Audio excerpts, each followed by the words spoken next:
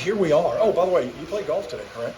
I did, had an alumni function. How'd you hit them? I played okay. Yeah, good time out at Bulls Bay. So good out there with some great Gamecocks for this afternoon, and had a good time. Always good to be out there with Gamecocks. And you always love coming to the Low Country. We've talked about that before. Why? Man, well, I feel like a native. I was born here, so it's always gives me a great feeling when I come back to this area. And then there was great people here already, and then since I've been back in Carolina, being around so many Gamecocks down here and getting to know other people as well. So just the people. I'm a history buff. I love the history in this area. Food, beaches, golf. I can go on and on.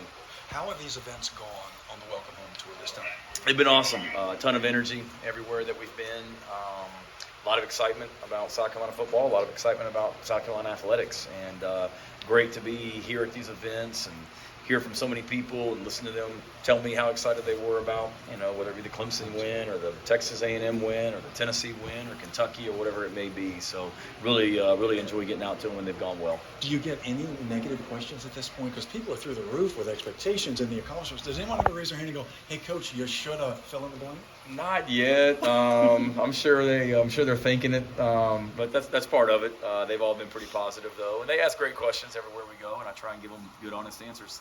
With this obviously being the carry-on's stomping grounds, yeah. And you look ahead to what his role could be for you all this year. Obviously, yeah. A little different than what it's been in the past. How do you envision that potentially playing out? Yeah, I think he's just a guy. When he's on the field, good things happen. He's a really good football player. He's shown that, whether it be quarterback, wide receiver, now doing some running back, special teams. He's such a valuable member of our team. So for him, because of our depth at running back right now, he'll certainly start out at running back, and did a really good job of that in the spring, probably better than any of us really expected. He's very natural there. So excited to see him continue to develop in that role, and then being able to continue to help us in other areas as well, receiver, quarterback, you name it. He'll continue to do a lot of things for us. Talked about the depth of running back. TJ Braswell, a freshman, coming in. What did you like about him in the recruitment process? And is there a scenario where he could play a lot as a freshman? Yeah, I think he's going to have to play. Just with our depth right now at that position. I mean, you'd love to have 4 to 5 running backs you feel good about, because those guys are going to play special teams, and it's a position that gets a lot of wear and tear as well. So we've got to get him ready to play. We expect him to play. As far as high school, comes from a good program. Played for a great running back in Robert Edwards, the old Georgia running back. Robert was his high school coach, and DJ is just kind of a workhorse, if you will. Did everything for his team, and just a good, solid football player, and optimistic that he'll be able to help us this season. Any update on Dante Miller? No, still kind of in the appeal process as far as all that goes. And then, can you talk about the PWOs at the end of this week? I believe so. I believe so.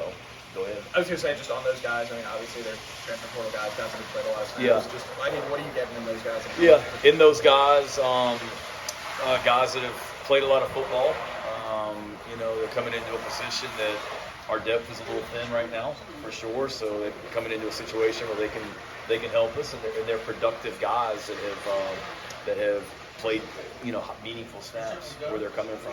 What's the most important thing now, Coach, the rest of the summer as you gear up for fall? There's a lot. Obviously, May's a little bit of a slow time because our guys are home for, a lot of them are home. I saw the carry-on in the weight room the other day, but a lot of our guys, they have the opportunity to go home in May, and then they'll all come back Memorial Day night, and we'll start workouts in the weight room the Tuesday after Memorial Day that morning. So for us, we've got to get stronger and continue to develop.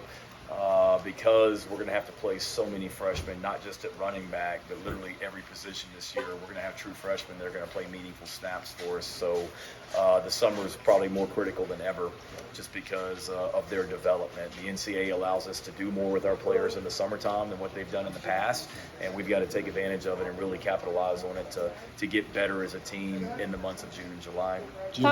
Talked to a lot of coaches this past spring, high school coaches down here that were impressed with how y'all recruited the Low Country. Yeah. What's your relationship like with a lot of these guys? I talked to Steve Brad yesterday, Yeah. which obviously he won't be doing that anymore, but he mentioned you too. No, I appreciate him saying that. Got a lot of respect for him and wish him well. The relationship down here is great.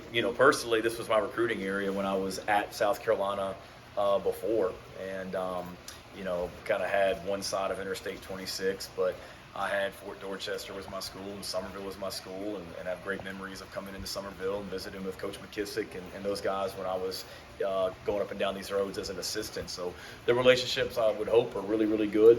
We've got great respect for all the programs in this state, particularly in this area. I've said it since I got here that we want to recruit the state of South Carolina first and keep the best players in South Carolina here in South Carolina, and we are doing a much better job of that. And got one committed from the Low Country this year that we're excited about, and got to continue to bring players from this area up to Columbia.